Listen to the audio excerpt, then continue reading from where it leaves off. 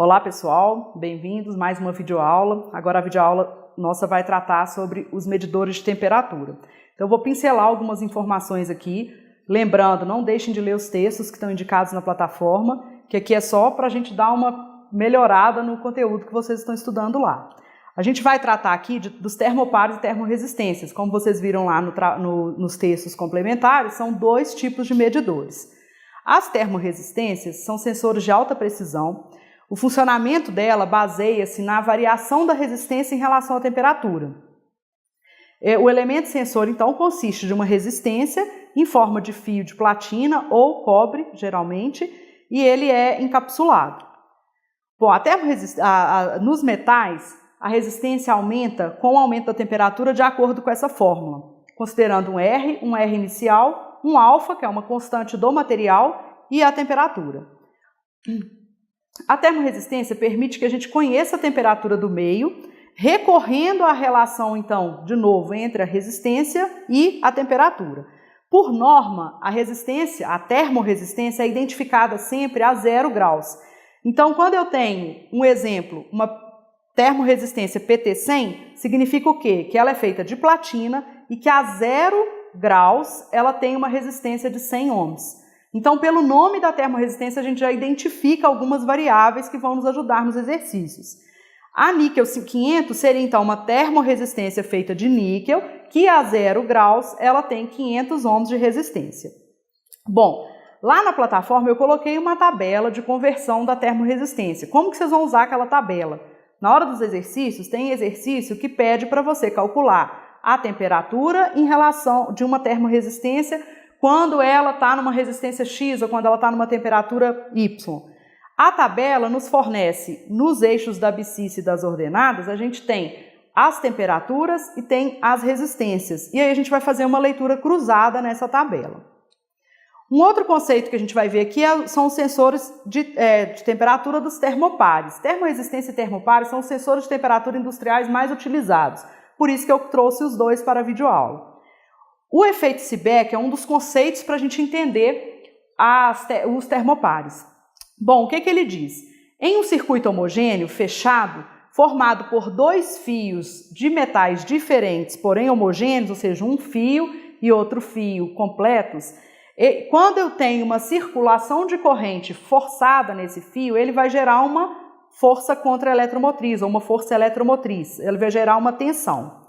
O efeito Peltier seria o contrário disso. Quando eu tenho dois fios de metal que estão conectados e eu tenho uma força eletromotriz nele, ele vai fazer circular uma corrente sobre esses fios. Inclusive, ele gera um calor numa das pontas, né? Porque passa corrente no metal. As leis básicas dos termopares, que ajudam vai nos ajudar a entender o seu funcionamento. A lei do circuito homogêneo, que diz o quê? A força eletromotriz formada por dois metais diferentes, ela só depende da temperatura das duas pontas. Ou seja, se eu tenho o metal A e o metal B, uma ponta está uma temperatura 1, a outra temperatura 2, eu vou ter uma força eletromotriz E1.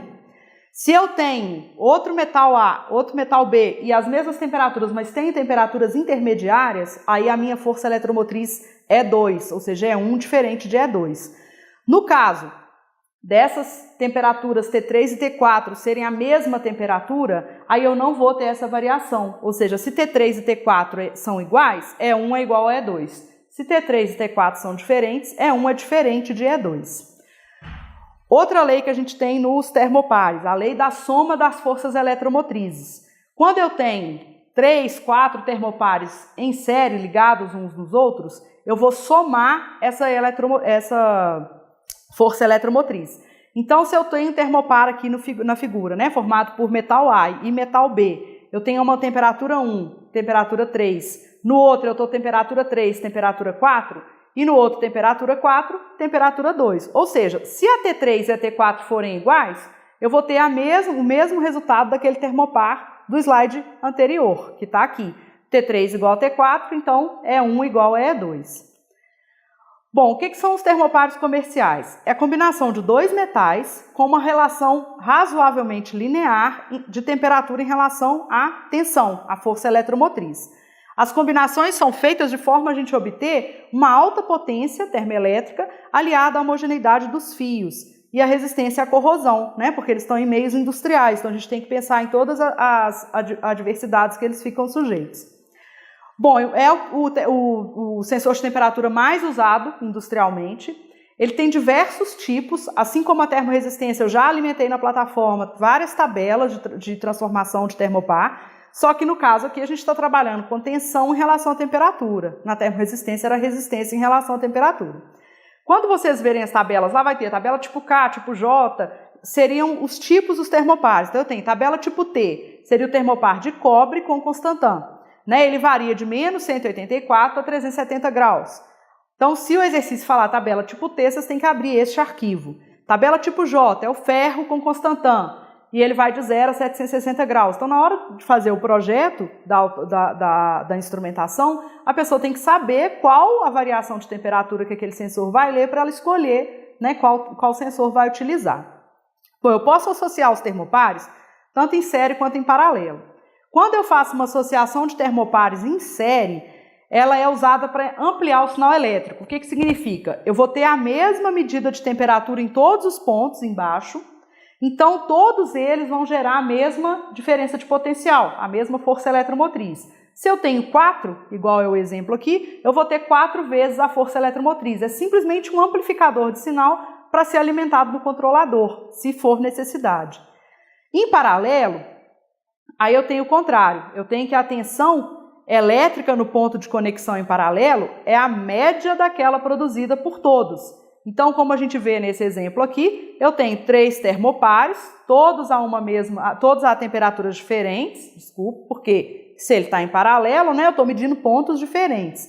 E aí eu vou fazer uma média dessas 3 medidas, ou seja, eu meço as 3 forças eletromotrizes geradas e divido por 3. Tá? Também é estudado no projeto qual o tipo que vai ser utilizado. Bom, nos vemos na plataforma, bons estudos e não deixem de fazer os exercícios.